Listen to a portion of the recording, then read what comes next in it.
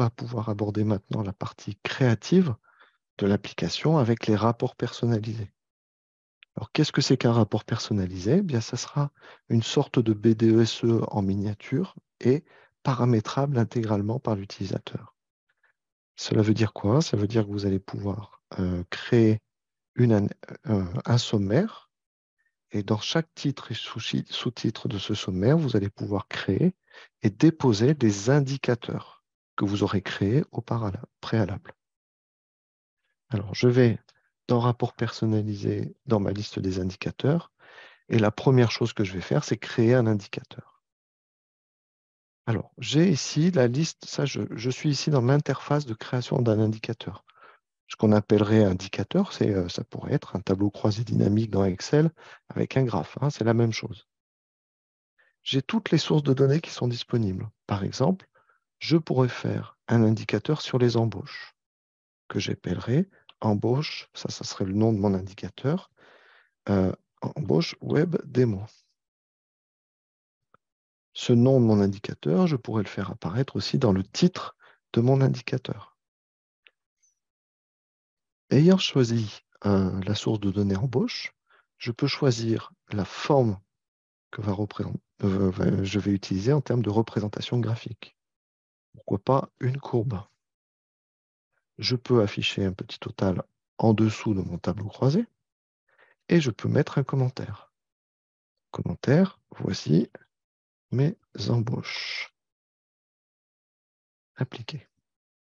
Ces embauches, je vais avoir le choix de mettre soit des nombres d'embauches, soit un taux d'embauche.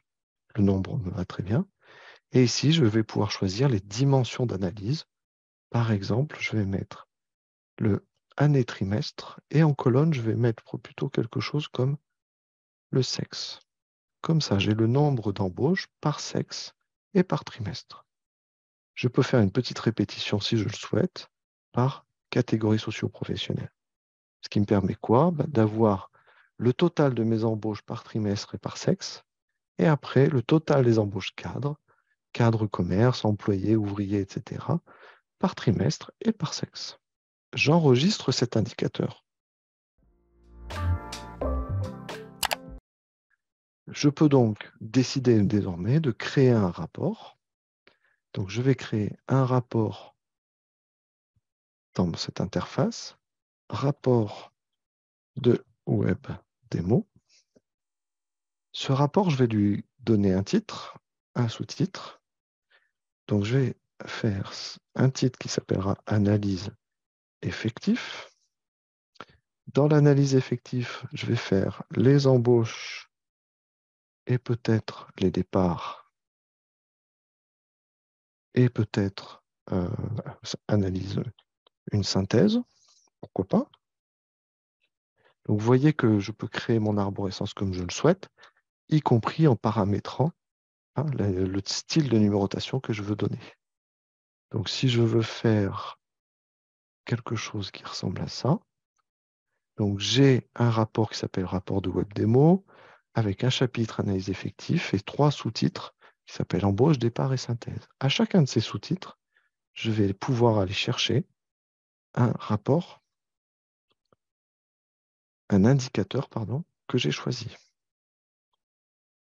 Alors, les embauches de web démo que je viens de créer, donc ça, c'est l'indicateur que j'ai créé avec vous. Et puis, pour les départs, peut-être que je vais mettre un indicateur que j'ai déjà créé il y a plusieurs semaines dans une autre démonstration. Et peut-être dans ma synthèse, je vais encore mettre un autre rapport. Je vais prendre celui-là, là, dont le nom est très moche, mais pourquoi pas. Hop, voilà. Donc, dans mon rapport personnalisé web démo, j'ai mis 3 indicateurs personnalisés. Je sauve.